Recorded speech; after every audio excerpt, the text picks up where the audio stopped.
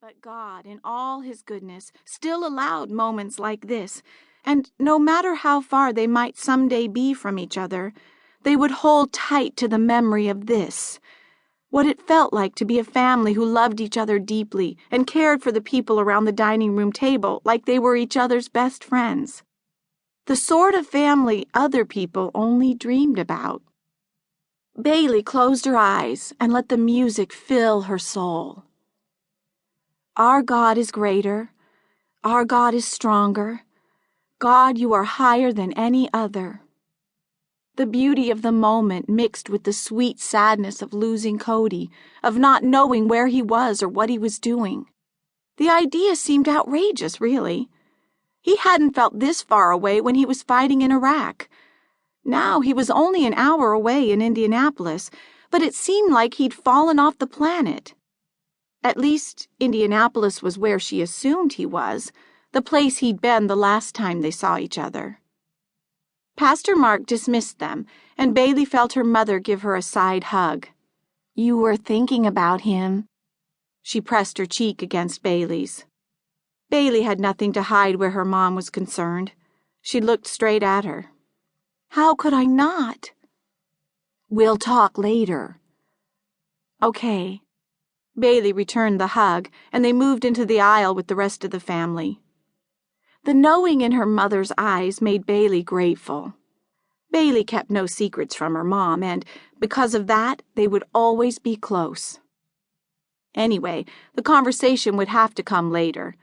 Ashley Baxter Blake and her husband Landon had invited them over for dinner, which meant a house full of people. It was a Baxter family tradition, and at least once a month the Baxters invited Bailey's family too. The more people, the better. That was Ashley's theory. She and Landon bought the old farmhouse from John Baxter, Ashley's father. Bailey was sure she saw a wistfulness in John's eyes whenever they gathered for dinner. A longing for days gone by, maybe. Days that hadn't lasted any more than the ones now would last for the Flanigan family. Bailey couldn't imagine raising a family for decades in a house and then coming back only as a visitor.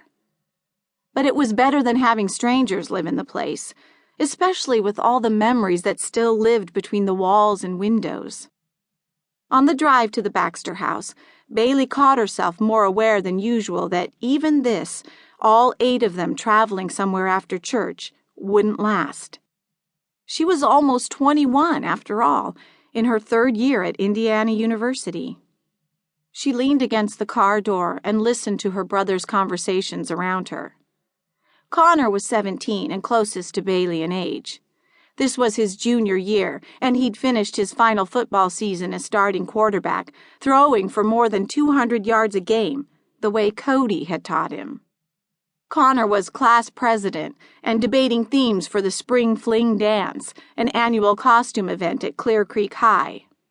"I'm thinking meant to be." Connor glanced back at his brothers Sean and Justin, both sophomores, and BJ, a freshman. "I mean, I kinda like it. What do you think? Meant to be." "Meant to be what?" Justin frowned. In the seat beside Bailey, the youngest Flanigan boy, tow-headed 12-year-old Ricky, giggled. "Like, you come as Batman, but you tell everyone you meant to be Robin?" A round of laughter filled the Suburban. Bailey chuckled to herself and gave Connor a helpless look. The younger boys had a point. Connor flashed a patient, crooked grin. "Not like that." He waited until he had their attention again. "Meant to be like Batman and Catwoman, 2 characters who were meant to be together. Or maybe just sort of meant to be." Ricky let loose another few delightful bouts of laughter. "Like a bumblebee. And then everyone could dress in yellow and black." "Yeah, or maybe meant to be." Sean's laugh was always louder than the others. "You know, the letter B. That way everyone could dress as something that started with a B." "Okay, you're all comedians." Connor gave a mock surrender. "I'll ask the leadership class." From the front passenger seat, their mom